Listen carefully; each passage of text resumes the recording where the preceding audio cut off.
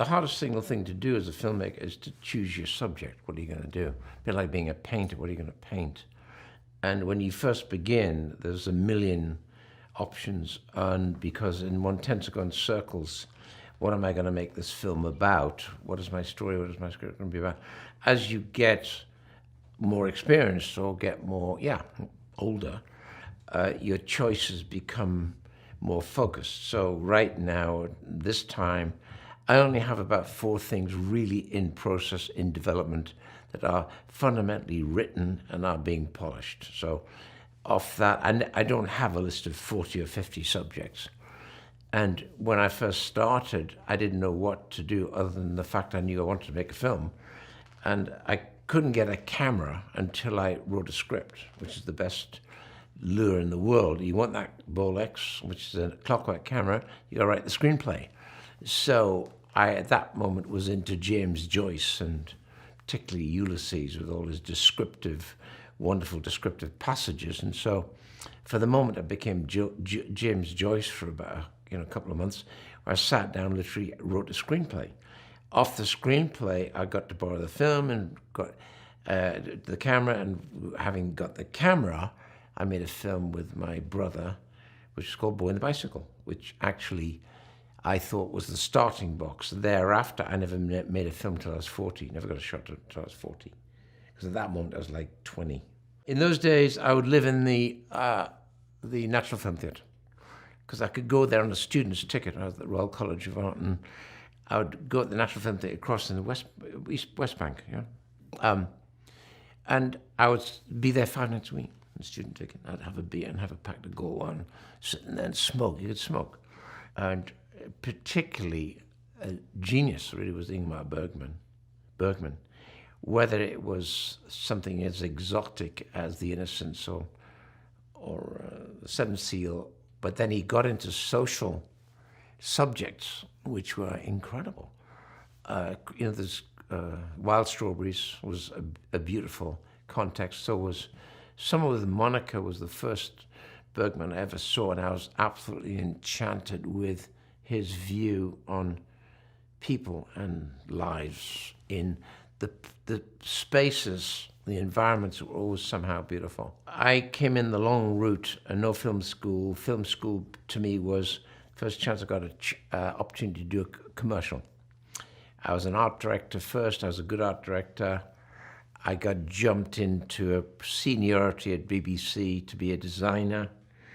And because of my senior position, they decided to give me a production course at BBC to enable me to kind of realize what a producer, the difference a producer and director had of getting these shows onto the air.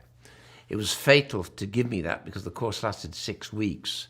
And in so doing, I had a studio at the end of it all with as if airtime conditions with 6 cameras, full rehearsal, and I would get to record it at the end of the day.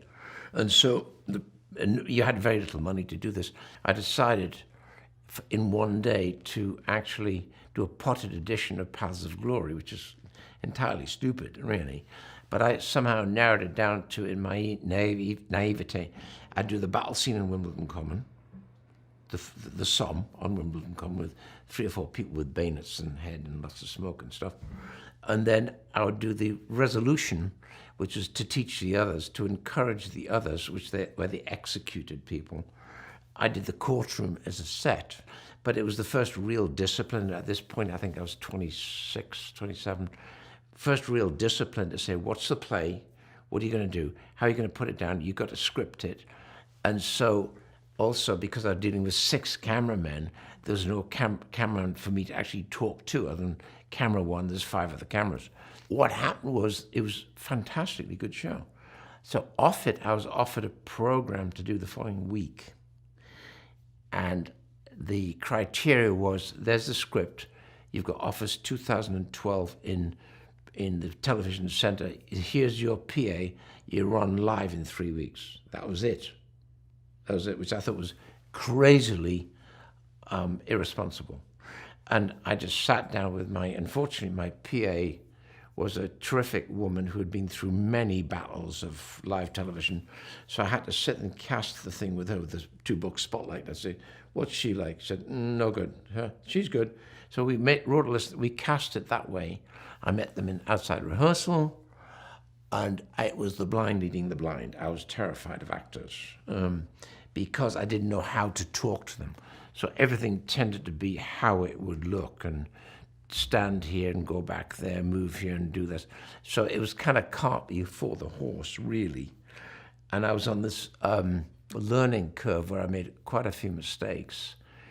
Doing television commercials helped enormously, polishing the chit-chat between me and the person in front of the lens. But because most takes are no longer than 20 seconds, 5 seconds, 3 seconds, 2 seconds, it's more about capturing a moment, or somebody looking particularly beautiful or somebody looking particularly dramatic in a 4-second shot. It was more about the image than delivery of line. So I would not experience real dealing with real actors till I was 40, when I got this film going called The Duelists. And in The Duelists, I suddenly was meeting the real thing with extended scenes and all that kind of thing. And remember, I'd only been doing what I call short shift, 30 seconds, 40 seconds, 60-second commercials for the past 18 years, flat out. So the stuff of making it look great was dead easy, but the tricky thing was actually dealing with the actor. In the process between the ages of 40 and forward, I gradually got better. I'm still, I'm very comfortable with actors, and what I discovered in the process, because I know more about what I'm doing than the average director, because I storyboard everything. And I do it personally. I have to. It's not stick figures. It's real close-up medium board. So I'm already boarding in relation to this locations I've seen, other sets I'm planning. So I know exactly organically how a scene's going to move. And that confidence bleeds to the actor. So I found inordinate trust almost immediately. And because I said, you're going to do that, you're going to come in, you're going to do that, you're going to do that. And they would go, okay. I said, so then I realized, stop rehearsing, because when you rehearse, inevitably the actor will do it, and you think, damn, they just did it. So I would then say, right, stop, we're not going to rehearse. We're just going to walk through for focus and marks. Then I'm going to, on the first take, we're going to shoot, we're going to film. And there was always this horror of filming as if you're running through gold dust through the gate. And you're not, you're running through nothing. You're running through a bit of celluloid, or digitally you're running through nothing. So to not be turning on your first take, you're out of your goddamn mind. Because inevitably the actor is locked and loaded, and they will deliver mostly all of what you want within the first or second take. Everything after that is a revolution of what you thought you had when you weren't turning. If I'd come up through proper drama school or come up through theatre as an actor, as a director, I'd have sat down there for weeks and talked about a play. I don't know what you do. I don't know what you talk about for 2.5 months before you go on the stage. Christ almighty. So, and that, God bless theatre. But my theory to the actor, and suddenly narrowed this right down to the truth, to the heart of the matter. You're a theatre actor. Every night, you're going to stand in the wings next to the curtain, and out there is a void with 300, 400, 1,000 people. You're going to get no rehearsal. You're going to walk out there, and you are on, uninterrupted, for the first act. So to me, when I'm saying, listen, I don't want you to waste what you've got juiced up. I want to be turning when you come out from that curtain, which I'm saying action. So they say, that makes sense. Then I know. So let's do it. So when you do that, plus I always work with a minimum of 4 to 6 cameras, a scene that's scheduled to shoot by the end of the day, let's say, I'm done by 11 o'clock.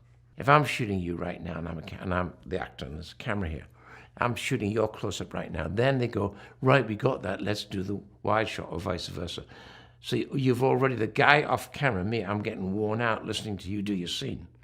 If I match it and get it, and I get close-up and wide 2-shot from here and here, I've just saved you all your effort and all your... It's like telling the joke 19,000 times. The joke doesn't get funny after 4 takes.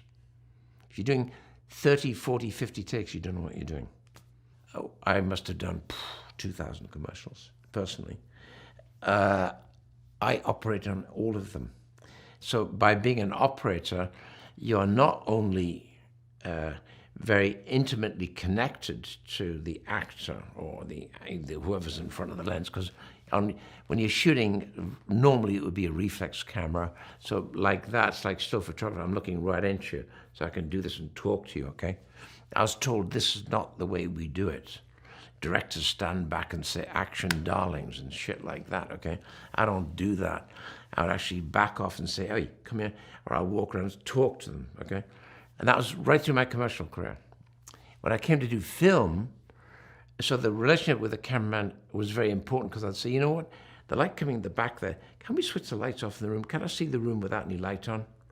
Just light through the windows, because my time in commercials, I noticed that the interiors, for the most part, weren't terribly good.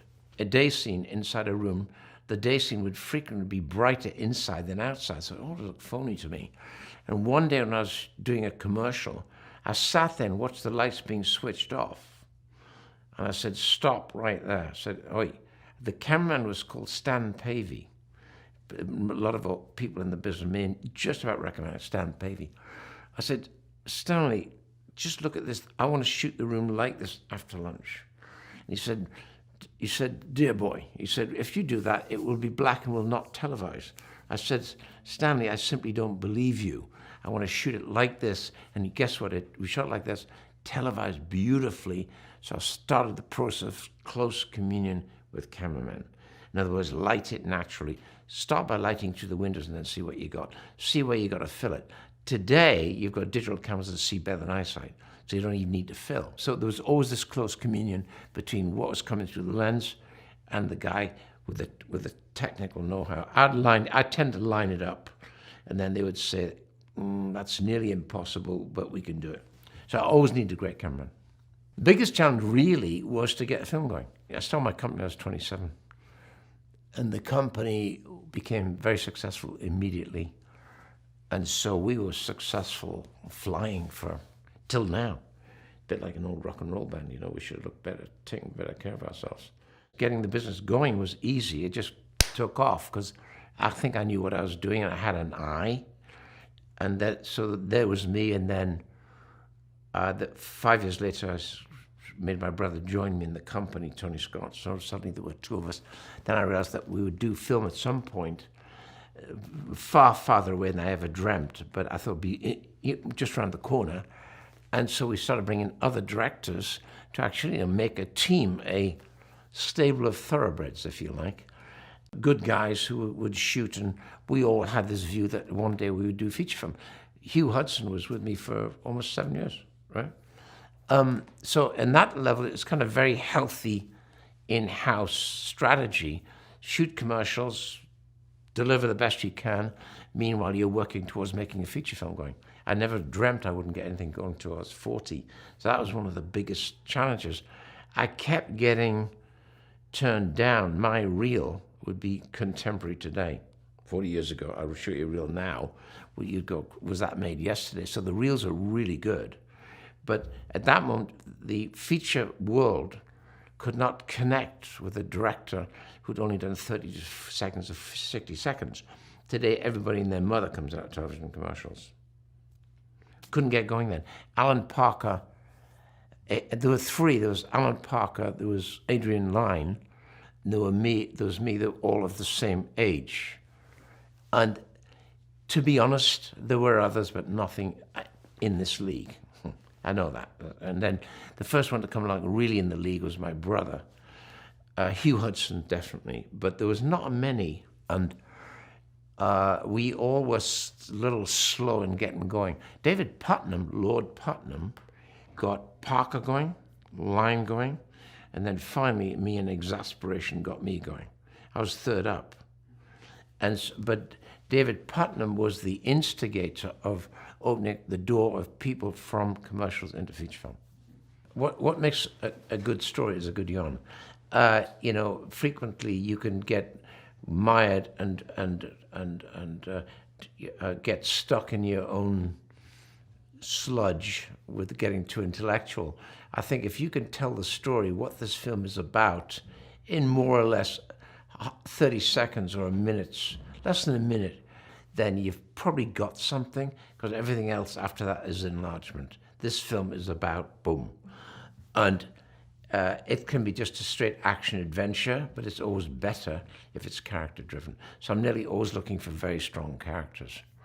And the more I looked, because I was very visual, I was born blessed with a bit of an eye. I've got a very good eye. It was a natural thing for me, that. So my material tended to be very visual. I was always criticized for being so visual, till I realized that actually it's an advantage because we are actually dealing in pictures, dude, right? So I was always getting criticized by the critics, and I said, well, hang on, it's not a radio play. We're actually dealing in pictures. So if the picture is a narrative, that's good, right? Some of the greatest films tend to be more visual than wordy. You know, everything that you know now is my own personal experience. So, and I'm a different animal to, you know, Pete, Fred, you know, Alan, whoever. We're all different human beings, and therefore I react to things in different ways. So there's no generic learning process. The one learning process is to get a camera, go do it. There's no excuse right now where you haven't got celluloid running through that. You can organize 3 buddies this weekend, go off and make a goddamn movie. The first requirement of anybody to do this job is inordinate stamina, If you ain't got stamina, don't do it. You got to drive the bus. You have to lead the way. That's the term direction. That's what it's about. If you're a nervous ninny, don't do it. If you can't thrive on stress, don't do it. Okay? Because you got to embrace stress. Stress for me is being inactive. I get very stressed if I'm not working. If I'm working and it's coming every direction, I'm completely relaxed. I think also authority is terribly important. So even if you're pretending that you know what you're doing at the beginning, try to pretend properly.